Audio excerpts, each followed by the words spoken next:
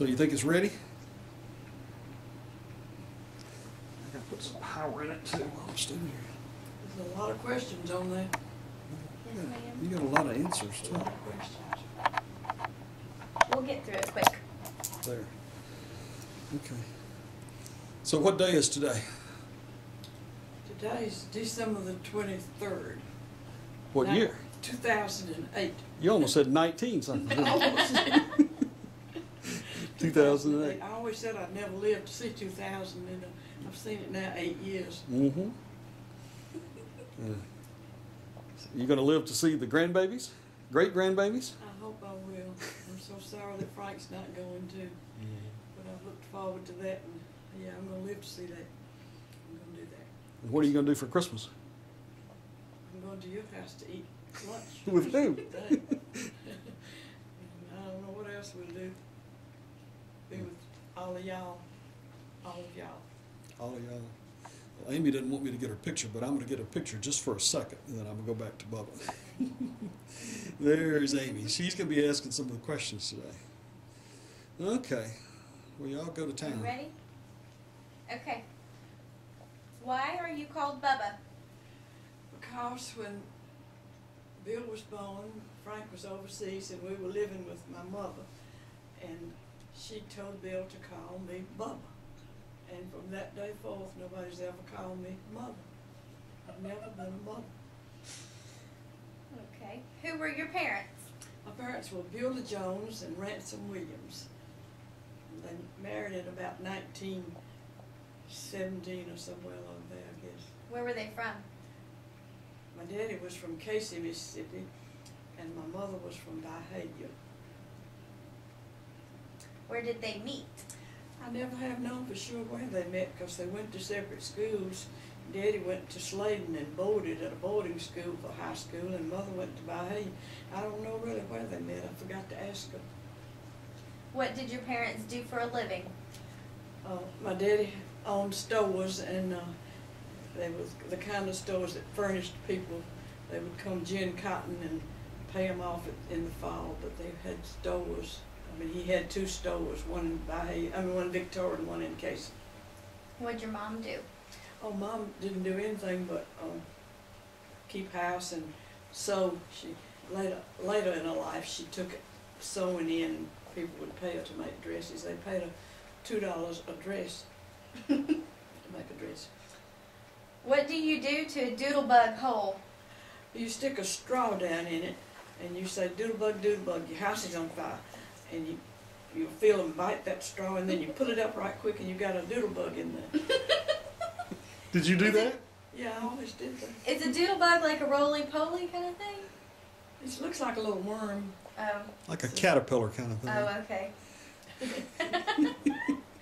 Okay, I have heard some funny names for your cats. Tell me what, you had 2 cats that had funny names. What were they? Well, So Big, and it was one of them So I noticed, Big. and the other one was Damn It. And the reason I named it Damn It, because that way I could cuss and it wouldn't be bad. And the preacher, Victoria, was working in the store with us, and he'd ask me every day, Doris, what is your cat's name? So he could hear me say, Damn It. The preacher did that. Goodness. And you had one that was fat called So Big, right? Yeah, it was I think it was a white one. I'm not sure. I've had white and orange ones too. All right.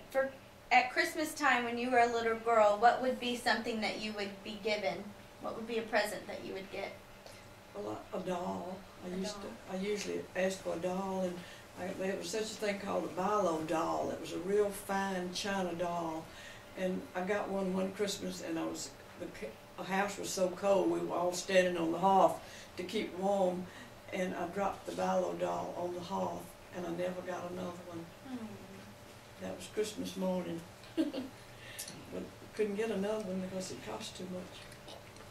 Tell me what it was like growing up during the Depression.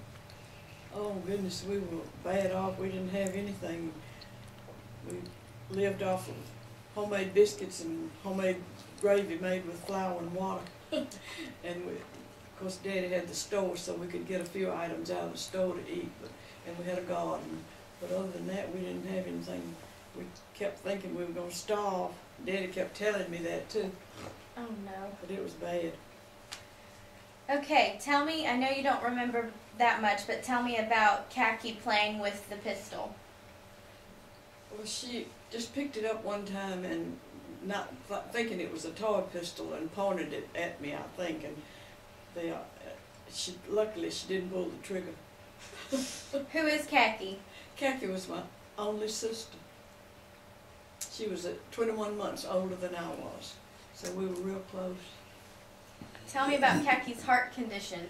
Well, Mother always thought that she had a heart condition when she was a little girl, so she didn't get to go to the garden to pick the butter beans and the corn and stuff, but I had to do that because Khaki had a heart condition, and she always got to sit in the house while I had to go do that.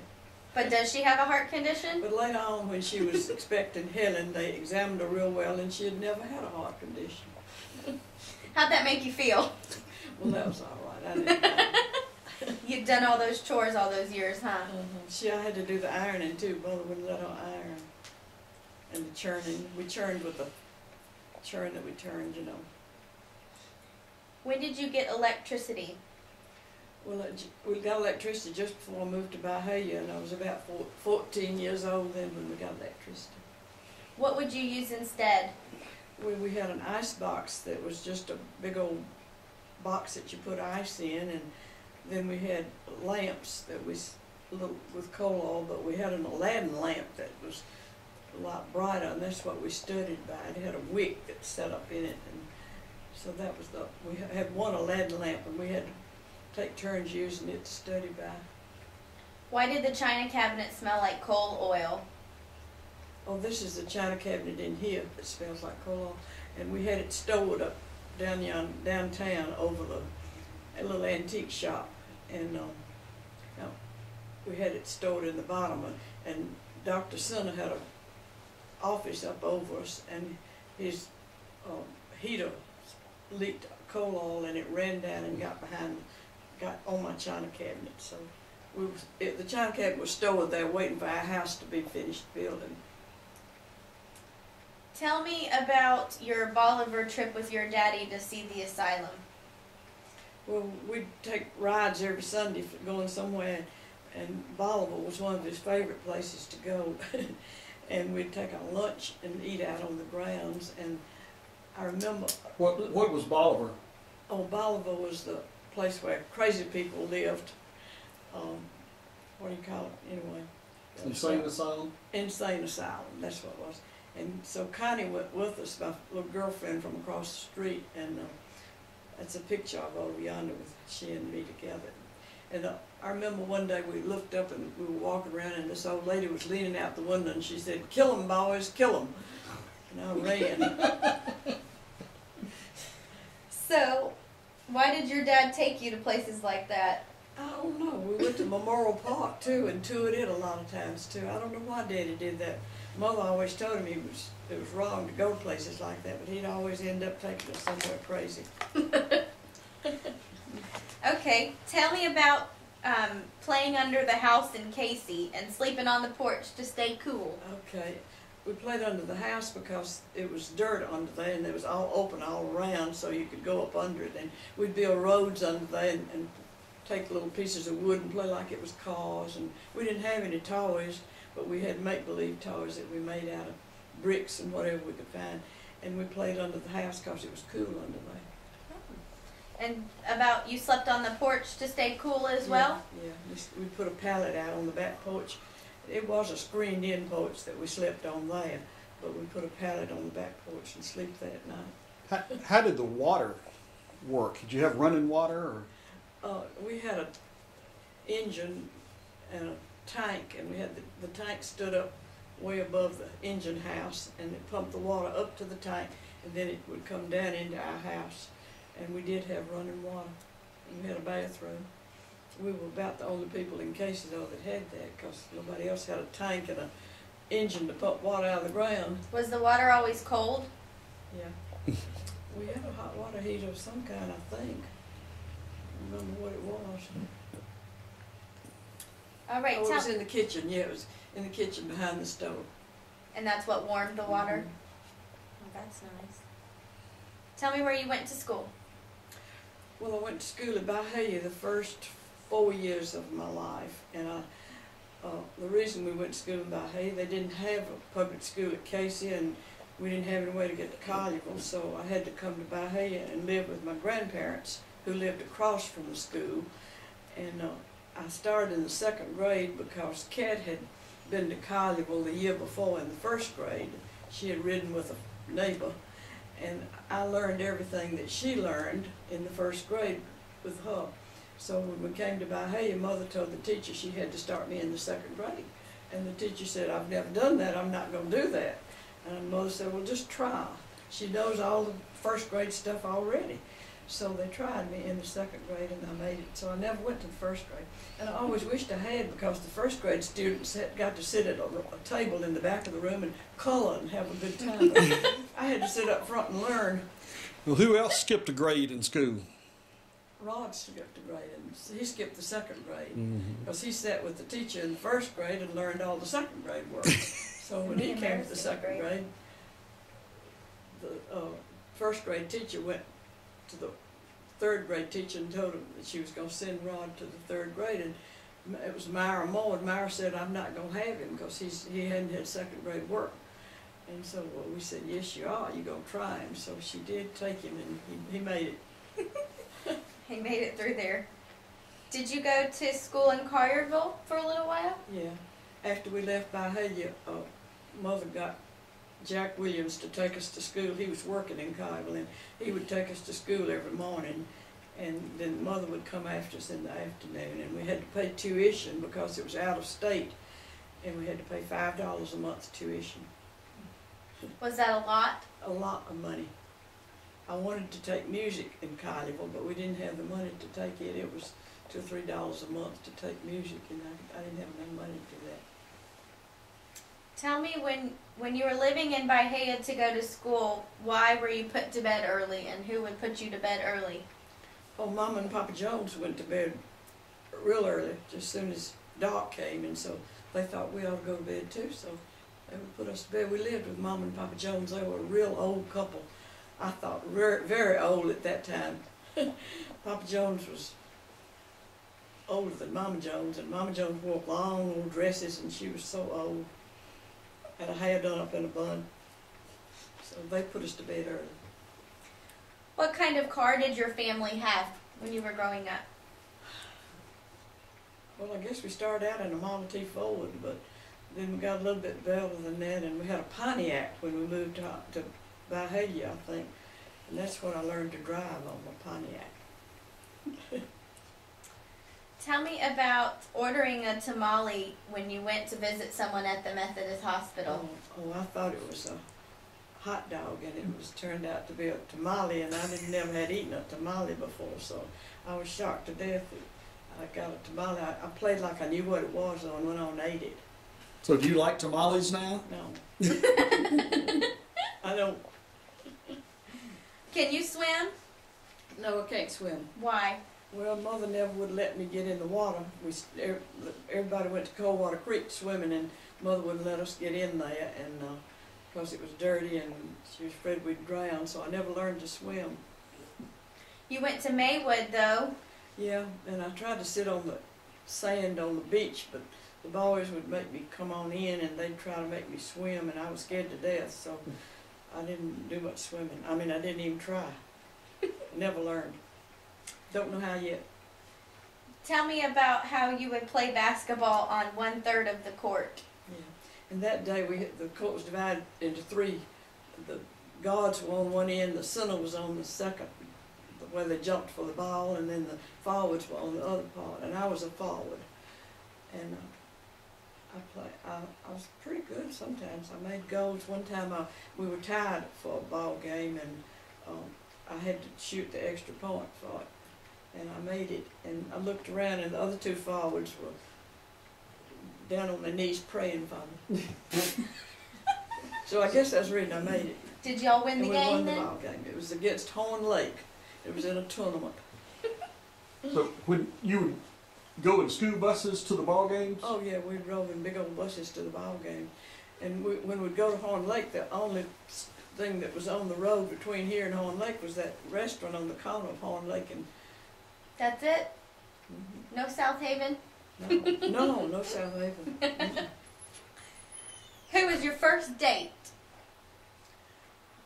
Well, I think, like I was telling you earlier, that this boy from Moscow, driver Franklin, came and got me and took me to something they had at the school. I've forgotten what it was, but I was the 9th grade queen or something, and he came and took me to that.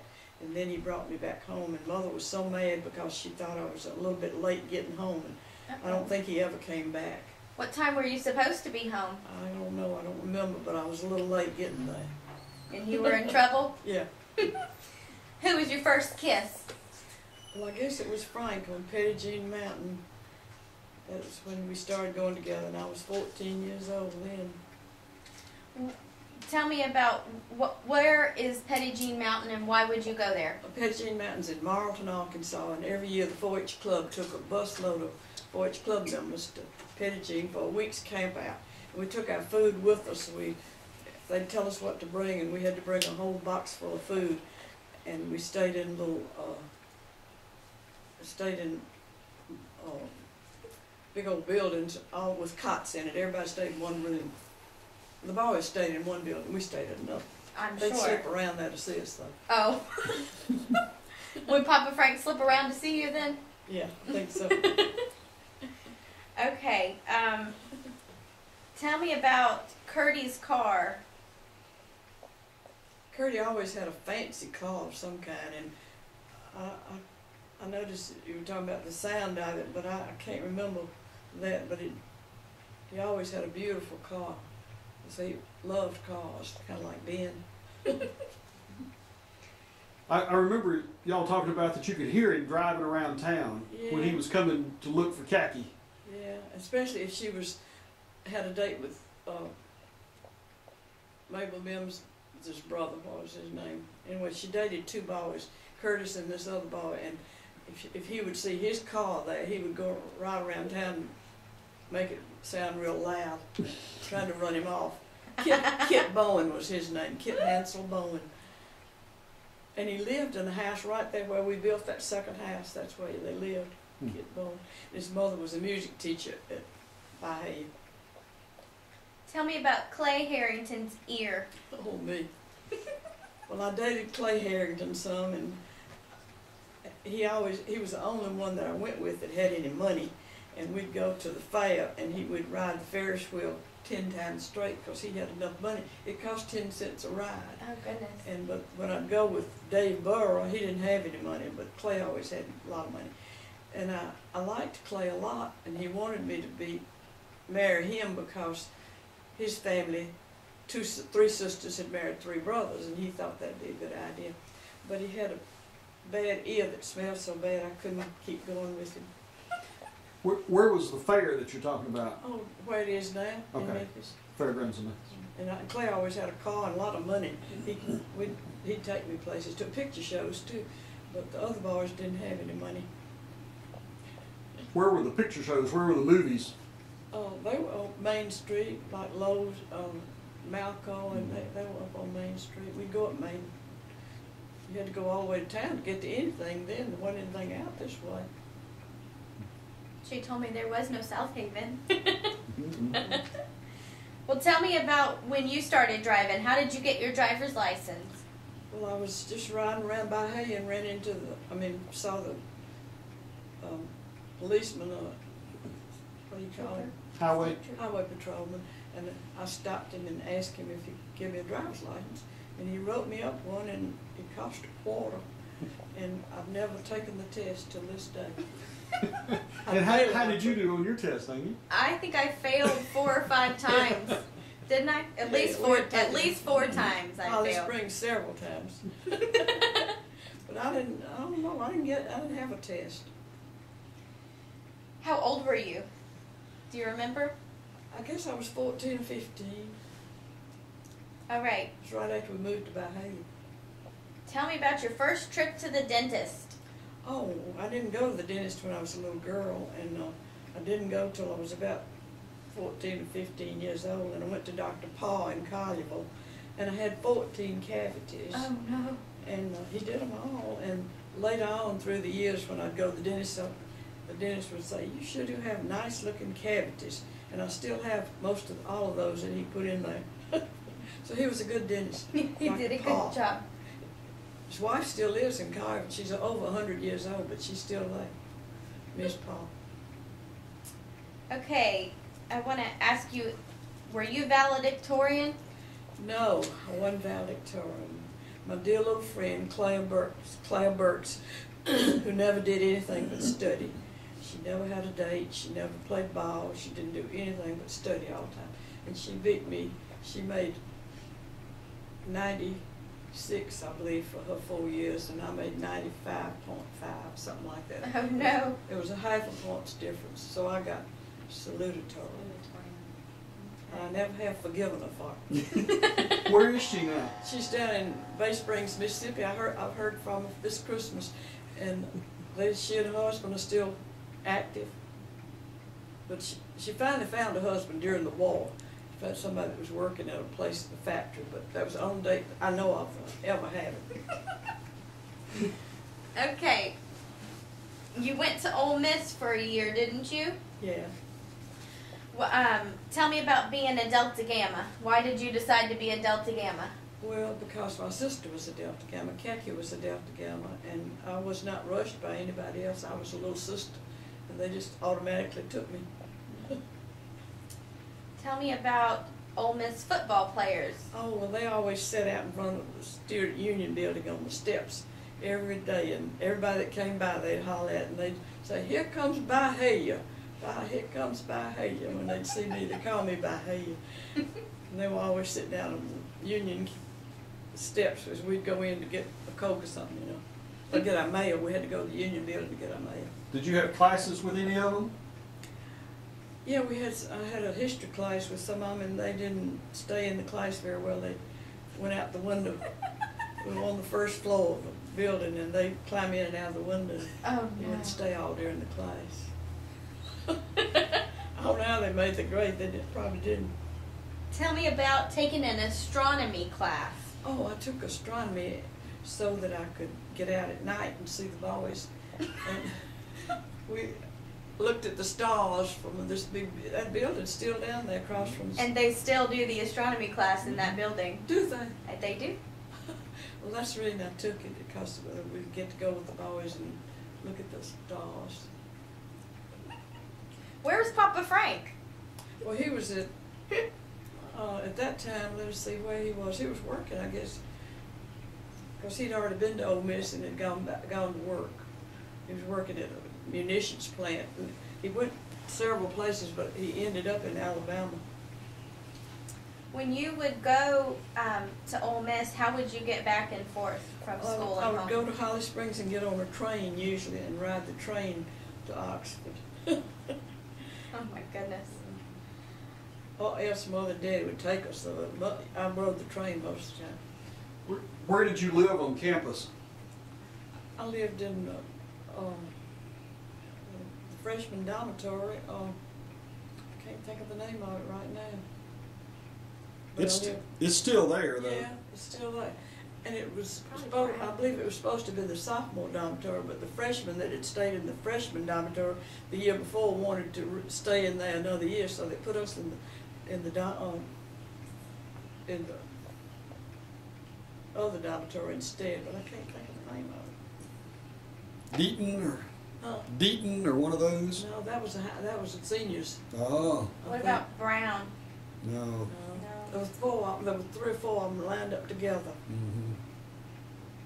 I can't remember the name of it though. Why did you leave Ole Miss?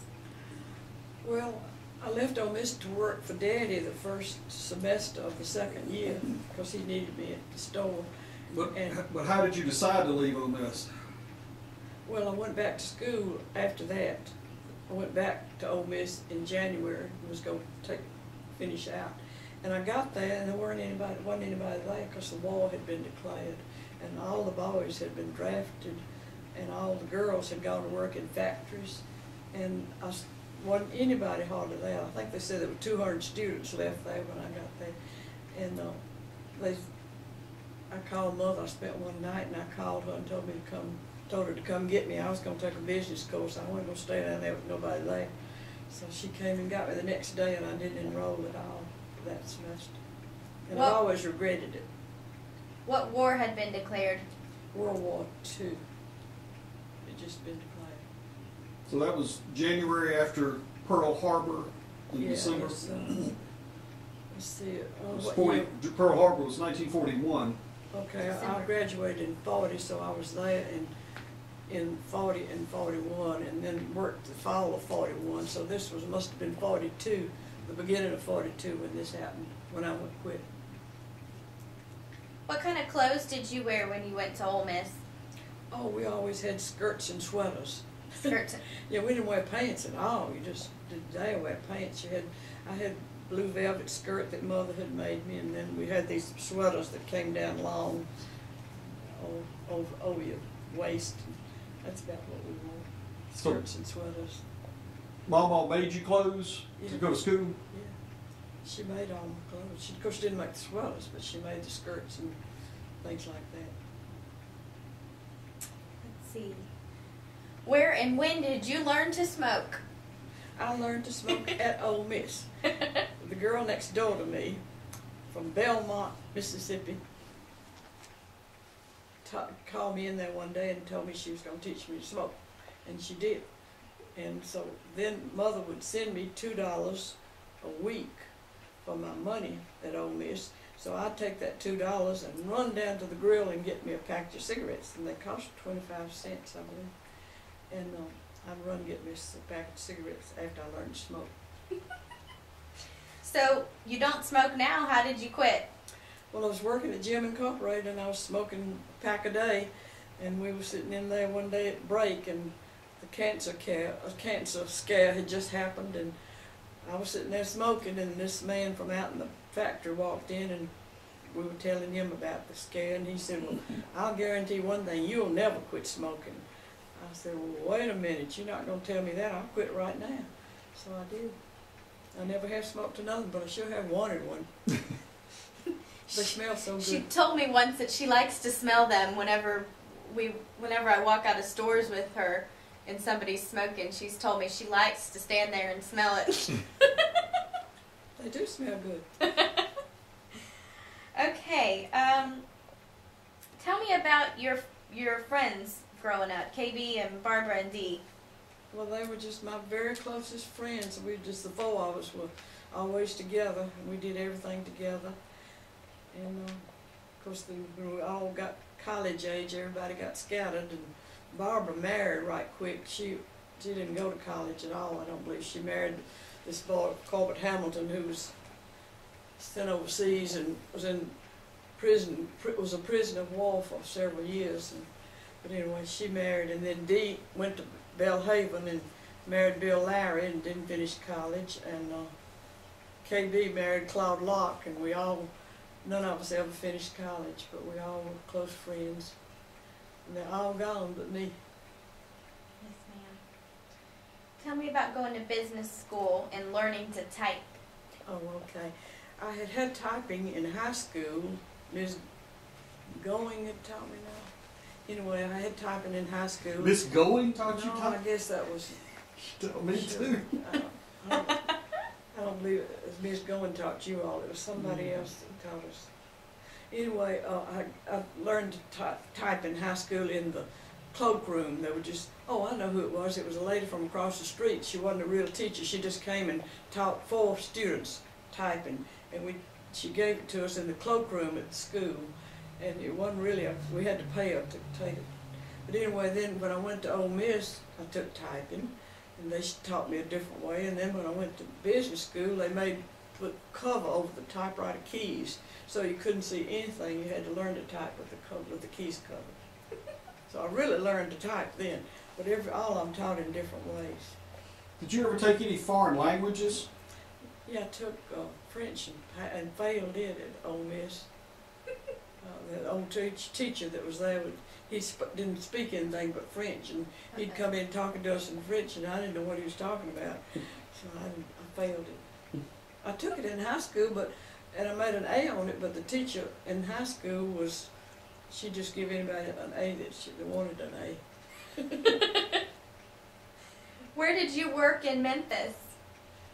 Well, my first job after I got out of business school was at 20th Century Fox, and that was down off of Old Main, way off at the end of Main, somewhere down where close to Williams living now, I think it was.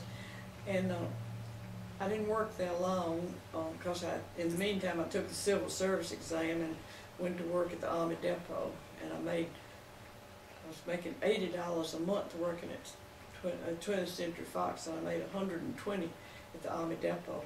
So I moved out of the place where I was living, the home on Poplar that I was living, paying $20 a month. I moved that to Peabody, to a boarding house, and I think we had to pay them maybe $25 a month or something, but anyway, I thought I was making so much money I could do that. I was on Peabody. Tell me where you would go dancing and what kind of dancing that you would do. Well, at Ole Miss we went dance. They had 2 dances every weekend. They'd have fraternity dance or sorority dance. Then they'd have just a regular dance in the gym. They were always in the gymnasium. And then when I'd like to go dancing at the fairgrounds at the building they had there, we went there a lot. They always had an orchestra there. What kind of... the Peabody, we went to the Peabody. What dance would you do? Well, I like fast dancing. Dancing? I like the jitterbug. The jitterbug? And what kind of music would you dance to? Just big bands? Yeah, big bands. There was, Gallon Bottle and all kind of bands would come to the Peabody that we'd go to. Name bands would come to the Peabody. Big name bands? Mm-hmm. Tell me about being proposed to on the roof of the Peabody. Okay. Frank had called me, and I was at the business school, and told me that he wanted to meet me for lunch one day, and I told him that I had brought my lunch, and I didn't think I could meet him that day. So he went to Broadnax and bought me a ring that day. And that weekend we went to the Peabody with all the crowd. Everybody by hay would get together and go, the couples.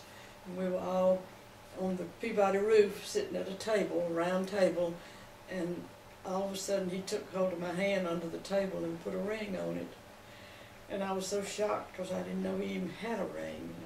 He hadn't asked me if I would accept it or not. So I was surprised, but I did put it on. But I took it off later a while and kept it in the drawer because I wasn't sure what I wanted to do about it. But you came around. I came around, yeah. Tell me about your train ride to Texas. Okay, Why were you going to Texas? I was going to Phoenix. Oh, Phoenix, Arizona. Excuse me. To get married. And I got on the train in Memphis, and we got on at night. And I rode all the next day and all the next night, I think, till 2 o'clock the next morning. And I was going to Phoenix, Arizona to meet Frank to get married. And the reason I went, though, when I was working at the Army Depot, there was this good friend of mine from Ole Miss that was working there too. And she was engaged to a cadet that was in Phoenix. And she came up to me one day and said, I know you and Frank are going to get married. Why don't you come on and go out with me? Because we're going to get married and we could go together. And I said, well, no, I'll think about it. I'll call Frank and see if he wants me to come. So I called him and told him I was planning on coming, and he said, well, he didn't know I was planning on coming, but anyway, come on. So 2 weeks from that date, I was on the train going to Phoenix, and she was with me. And we had one berth to sleep in. We slept together up over the top of the seat. And she met her husband one stop before she got to Phoenix, but it was on the outskirts of Phoenix. And I went on into Phoenix and got off the train. So she got off the train before I did. And I don't think I ever saw her again after that. Her husband was stationed at a different field from Frank, and we never got together again. But anyway, that's why I went, really. She talked me into it. Benona Dean was her name. And she married a boy from Saudis, I think. Where did you buy your wedding rings? You said Papa Frank bought your engagement ring at Broadnax. Where did Well, you get? I had to go to Broadnax before I went to Phoenix and buy it myself, and I picked it out and carried it with me. And Benona had hers too. We were on the train, so we'd put our wedding rings on to keep the boys away from us, because the trains were just slap full of soldiers, and they wanted you to sit with them and hug them and all that, you know. And so we had to wear our wedding rings to keep away from them. Did you buy a ring for Papa Frank before you went out there? No, I bought one in Pecos for him the first Christmas we were married, and he would not wear it. He said he didn't want anybody to know he was married, so he wouldn't wear it. And it wasn't until about 10, 15 years ago that he finally bought one and put it on. But I took that one back. I took it back to the jeweler, and he took it back on. Tell me about getting your hair fixed before the wedding in Phoenix. Well, I was staying in the hotel. I had a room in the hotel uptown, and they had a beauty parlor down in the bottom on the floor. So I had to get my hair fixed for the wedding, like we all do, you know. And so I started crying, and the lady said, "Why are you crying?" And I said, "Because I'm getting married." And she said, "Well, why? That ought not to make you cry." And I said, "Well, I left all my family at home. Nobody's with me to see me get married." And so that was why I was crying. But I got my hair fixed. What happened to your flowers at the wedding? Oh, well, I had ordered flowers I had to go and buy the license by myself, because Frank couldn't get off the post. And I had to go talk to the preacher, and I had to go plan for the flowers, and I did all that. And I got to the church that day, and there weren't any flowers there, though. And so the preacher said, "Well, the Women's Society met downstairs today. There's flowers down there." So we went down and got the flowers that they had and put up on the altar. And that was the flowers.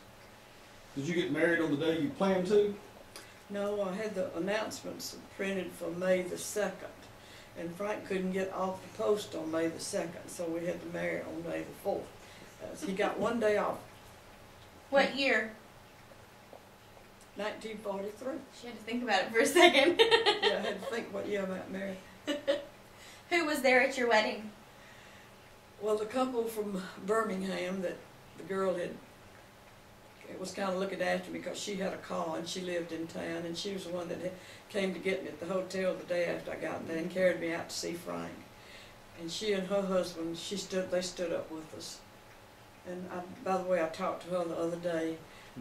Her husband has died in the last few months, and I called her, talked to her the other day in Birmingham.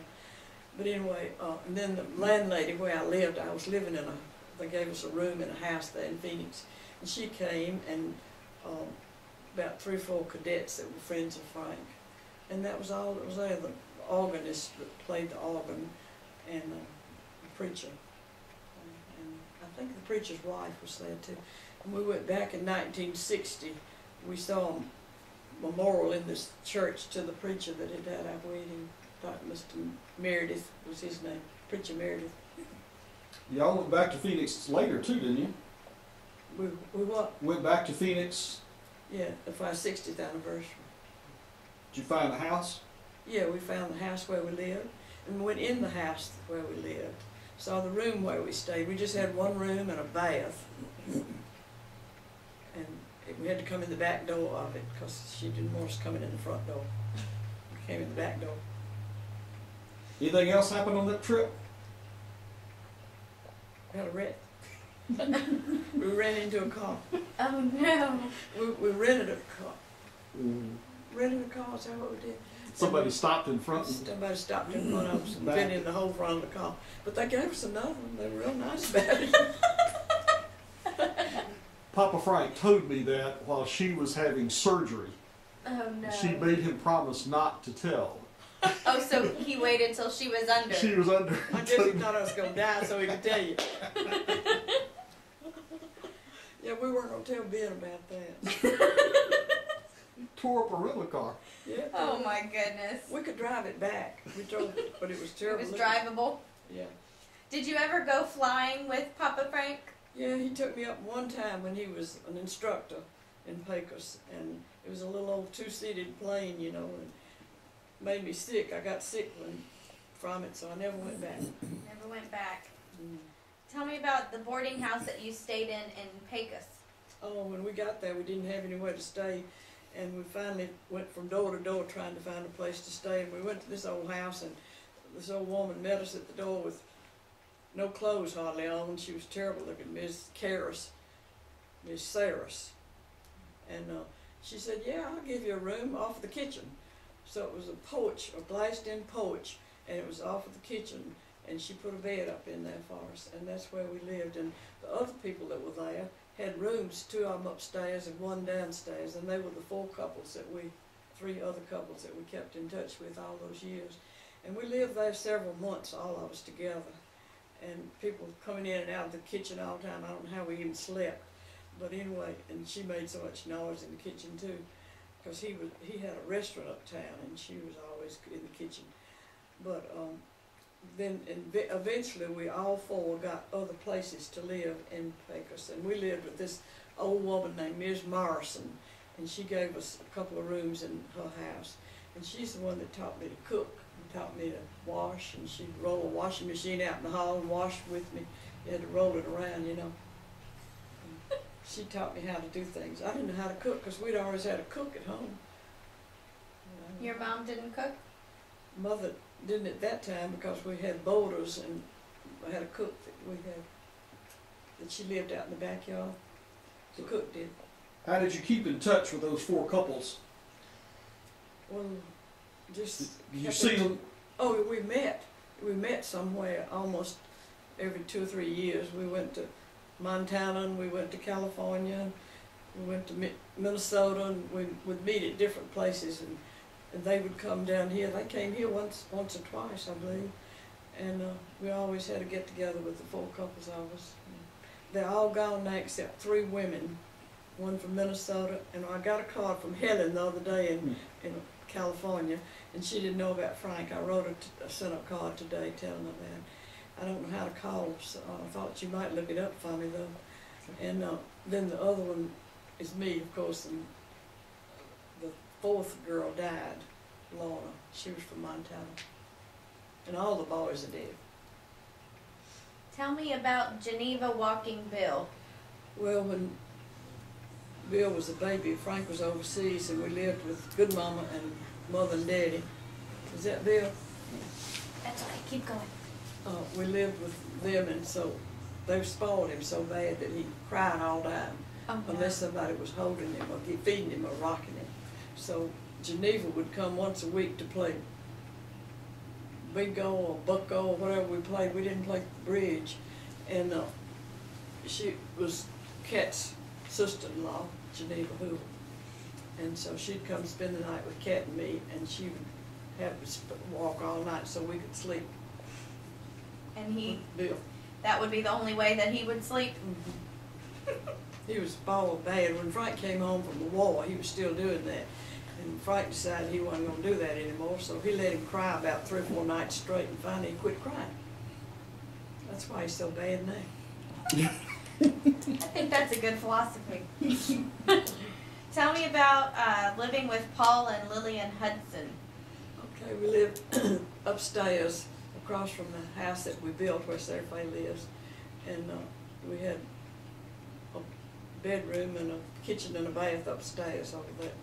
And they were, Paul and Lee were a little bit older couple than we were, but they let us live there till we could build that house. Was that their house then? Yeah, they owned that house, but they sold, that's the reason we had to build. They sold the house to Mr. Ingham, Miss Blanche Ingham and her husband, and Miss Blanche Ingham didn't want us living there.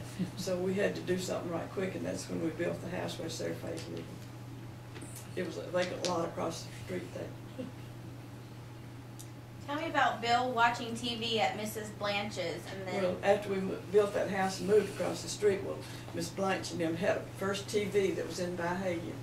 And so Bill would go over there and watch programs across the street. And finally, Daddy bought us a little TV. And I think we bought that table that's in that front bedroom, set it on. And that was Bill could stay at home and watch it then. Tell me about smoking on the porch with Ellen and Papa Doc walking up. Oh, me. Papa Doc had the office down the street from us, of course, and when he didn't have a patient, he'd wander up the driveway to visit with us. And so lots of times he came in the kitchen and caught me smoking, and I'd have to put my cigarette in the sink and put water on it right quick, you know, to get the odor out of it. But I think he smelled it. Probably. Okay. But Ellen, I guess, was sitting on the front porch with me when he walked up on us one time. Uh-oh. How'd you put it out then? I don't remember. What did I do? I don't remember. You and Ellen were drinking coffee? Oh, okay. Oh. Put it down in the coffee cup, I guess. Yeah, I did that too. Ugh, ugh. Okay, I want you to tell me about John Cox chasing Bill. Oh, mercy. Bill was going with Betty Woods, and John Cox was going with Betty Woods. And Bill would go out to see her, and John Cox would hear about it, and he'd get a crowd of people. And so one night, Bill had a date with Betty, and I looked out, and there was a carload of boys parked right in front of the house. I believe KB and Claude, KB woke me up and told me they were out there. We looked out there, and there they were. So somehow I got in touch with Bill. I don't know how we did that, because they didn't have phones in that day and time. But anyway, I guess I called out at the Woods house and told them that they were looking for him. So when Bill came up and turned in the driveway, all of the boys jumped out of the car and ran up the driveway behind him, ran around to the surface back door like that. And Bill ran in the house. And Frank was on the front porch, on that little front porch with a gun, and he shot up in the air. And all the boys thought they were going to get killed, so they run back down the driveway, jump in the car, through the windows and everything, and took off. And one boy didn't get in the car, and they drug him along on the back. But they all went up the road. And later on, we had to go to court about it. Uh-oh. I don't think anything was ever done about it. I think John Cox must have carried us to court for shooting at him. And John Cox eventually married Betty, but she didn't live with him. Tell me, how you had boys, didn't you? Yes, I did. And then what were the names that you picked out for your girls that you were going to have? Well, Judy was the first one, and that was going to be Bill. And Betsy was the second one, and that was going to be Ben. And Karen was the third one, and that was going to be Rob. Who got to be named Betsy? Who got to be named Betsy? Betsy Ann Fitz. I didn't name her though. But I was going to name Bill, Ben Betsy. Did you ever have any daughters? No, I didn't have any daughters. I got some wonderful granddaughters, some wonderful daughter-in-laws, but I never did have a real daughter. Tell me about Papa Frank buying post holes. I can't remember what that was about, but what was it, Ben? Somebody? He told you he was going to go buy post holes. Oh, okay, for put up a fence or something. Money. He was going to go buy the post hole. But wasn't such thing as a post hole. That's a hole in the ground. What, he raised cows, and when you kept having boy babies, what did you say? Oh, when Rod was born, and you know, they put you to sleep to have a baby, and you had to stay in the hospital a week too. But anyway, when Rod was born, and Dr. James came in to see me after I'd had the baby, and he said, "Miss Moe, you have another little boy." And I said, "Oh, Dr. James, Frank can't have anything but boy calves and boy babies, bull calves and bull babies." And Frank didn't want bull calves because he wanted heifers. But we couldn't have anything else. I think that's the reason we went out of the cattle business. We had too many bulls. Tell me about when y'all took a trip to Mexico. What happened? Well, we were on a North Central trip somewhere. I've forgotten which place, California or somewhere. And everybody decided they were going to go from there somewhere. So we took a trip to Mexico City. And Frank, some of the North Central boys had the flu where we were in California. And for Frank, took the flu from one of them. But by the time we got to Mexico City, he was sick with the flu. So he was in the hotel with the flu, and we had to have a doctor come in to see about him, and the doctor gave him some medicine which caused him to never want another cigarette. The doctor couldn't speak anything but Mexican, and he told me, he took a scarf and told me to put it around his neck and take him home, and I thought he meant for me to choke him, but he really meant for me to put the scarf around his neck and get on a plane and fly home. I couldn't understand that Mexican doctor. What is a holiday rambler? What is a holiday rambler? Mm-hmm. What was it? That was the club that we belonged to with our trailer, and it was the Holiday Rambler Club, and we met once a month with them at some campground and camped out every month. And then we'd go to the Holiday Rambler conventions and go way off and meet a whole lot of other people. It was fun. Where were some of the places that you would go? We went all over the United States. We went up in the eastern states to see the leaves up in New Jersey and all up in there. And we went out west to all Washington and all out in there, Montana. And then I don't know whether we ever went to Phoenix in the trailer. Not I don't believe we did, but we traveled most of the places in the United States. So you've been to most of the states? Yeah. I'm waiting till the clock. Where were you when you heard about Pearl Harbor? Do you remember where you were? Yeah, I was lying upstairs in the bed listening to the radio on a Sunday afternoon. The house is still there across from the old doctor's offices uptown. And it came on the radio that Pearl Harbor had been bombed.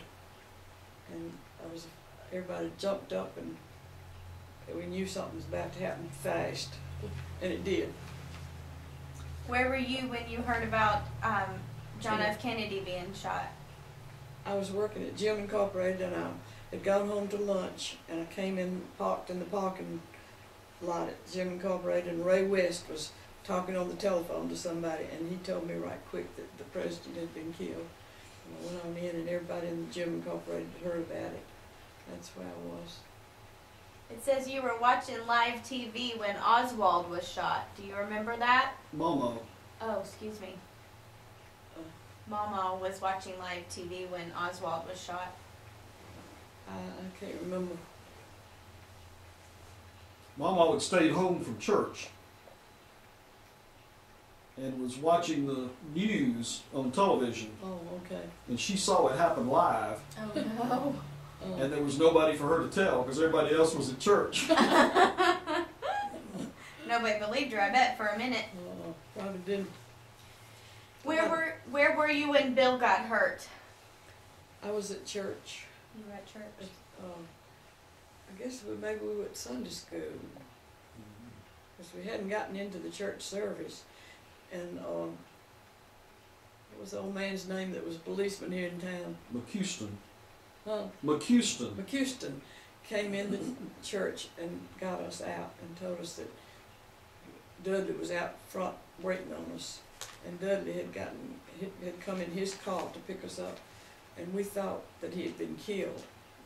First word we heard was that he was dead. And Dudley wouldn't tell us what he was going to tell us, though, till we got home. And we got home, and he told us that thought Bill was dead. And the whole church turned out and came to our house with us that morning. They didn't have church services that day. And then we got on the phone, and Brucey Payne called all around, and finally he knew somebody in Florida that could get in touch with people, and he found out that Bill was still alive, and he was just hurt. So that's where we heard it. Where were you when Jamin died? I was at the post office putting up mail, and Dudley again called me. He's the Grim Reaper. You'd called Dudley, hadn't you? I mean, how did Dudley know? I called Dudley. I called Dudley. Dudley came down there and got me and carried me to the hospital, drove me. And I don't know where Frank was. He wasn't with me. He was at the post office in Collierville. That's right. We called him, and he came from there, didn't he? And I remember just as well when we drove up to that door, you walked out that front of that hospital and told me he was gone. I mean, I can just see it right now. Because I didn't know that he had was actually gone until I got there. How many grandchildren do you have? I have 5 and Jamie was 6, and now I have 2 more, so I have 7, 8. What are their names?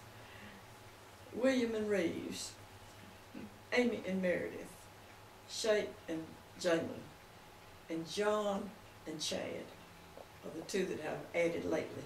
You've added lately. Who is John? John is Shay's husband. And who's Chad? Chad is Amy's husband. And I love them just like I did my own grandchildren. I love them all. What is your favorite thing to eat? I just like a lot of things to eat. I always really liked creamed potatoes, but I like sweets and I like cakes, and I like most anything to eat except I don't like cucumbers. You don't, do you?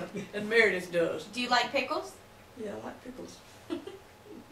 You know a pickle's a cucumber. I know, it's sweet. That's right.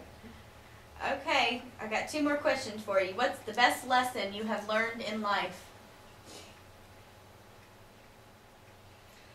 I guess it's to try to always do the right thing and not do something ugly or bad. Be good.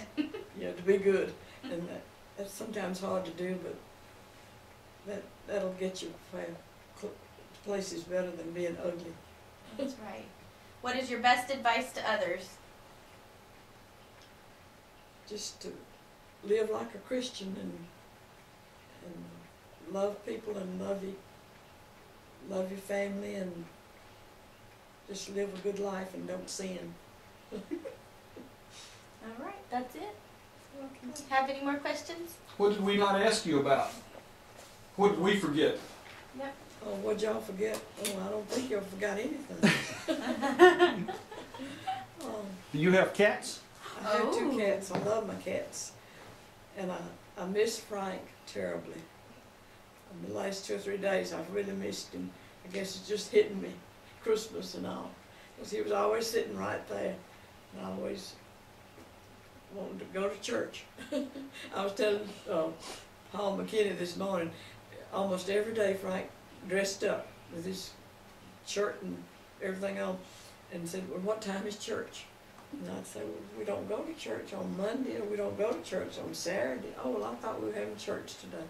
So I think it's such a good thing that people have given the memorials to the church, because he loved his church. Not that he was an active participant. I mean, he didn't teach class or do anything like that, but he always liked to go and listen. At least he wanted to go to church every day. Yeah. And some people don't want to go to church. True. But he loved to go. You've got 2 cats now. What other pets have you had? I can't remember the 2 that we mentioned. What else have we had? Pug? Oh, Pug was a dog. He was a Boston Bull, and he was our puppy dog when we lived up in that second house. Oh, there's a picture of Bill and a dog too, a Cocker Spaniel. What was its name, Bill? What color was it? Black, wasn't it? That was Bobo. Bobo. What happened to Bobo? He died, didn't he? What happened to him? Bobo bit me. He what? Bit me. Bit you? Where? Here. I got a scar Oh my goodness, Ben, I'd forgotten about that. over at Betsy Ann's. Well, it wasn't all his fault. What was the matter? I was feeding him Ritz crackers, and he didn't want Ritz crackers. Oh, no. Okay. What did he want? He wanted to go. But we had a brown and white one, Corky Cocky, yeah. and Frisky. And Frisky. Well, gosh, I'm glad you can remember, because I can't. There's so many things I can't remember recently. I guess that's about all I know. Unless y'all think of something else to ask me. So that's all, folks.